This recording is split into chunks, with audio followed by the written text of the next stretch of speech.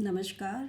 सुरेखा अग्रवाल स्वरा जी के आह्वान पर सुनो ना के अंतर्गत आप सबके समक्ष मैं एक लघु कथा लेकर आई हूँ, जिसका शीर्षक है एक सच यह भी।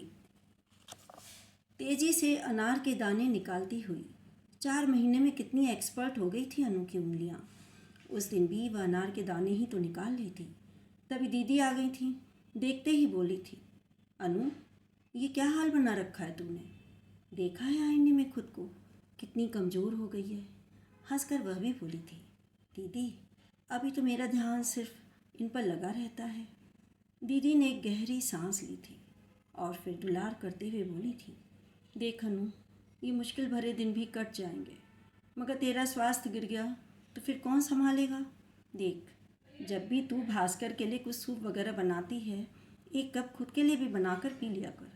इसी तरह अनार का रस और जो कुछ भी, तेरे शरीर को भी तो पोषण चाहिए। उसने गहरी नज़रों से उनकी ओर देखा था। ऐसे क्या देख रही है? और जो मन को चाहिए और आत्मा को? दीदी फट पड़ी थी। उफ, कैसे समझाऊं? इतनी आपाधापी में या तो तू शरीर का कर ले और या फिर जो तेरी समझ में आए। वह चुप रह गई थी और सिर झुका लिया था। कैसे कहे अपने मन की बात? है तो छोटी सी। जब से भास्कर का ऑफिस जाना बंद हुआ है, बस उन्हीं के मन का जीती है। उसे कमरे की खिड़कियां खोलकर रहना अच्छा लगता है और वे सारे दिन खिड़कियां बंद कर गई रखते हैं, मानो खिड़कियों के साथ उनके मन के दरवाजे भी बंद हो गए थे। कितना जी घुटता है उसका। दीदी फिर बोल पड़ी थी, मगर इस बार धीरे से। अनु, मैं समझती हूँ सब। अभी तू जो कुछ भी कर रही है ना, समझ ले ये तेरी साधना है। और फिर वह उसका सिर सहलाती रही थी। अचानक उसकी तनवा टूट पड़ी। सुनो अनु, डॉक्टर ने मुझे आज से ऑफिस जाने की अनुमति दे दी है, चहकते हुए भास्कर ने कहा।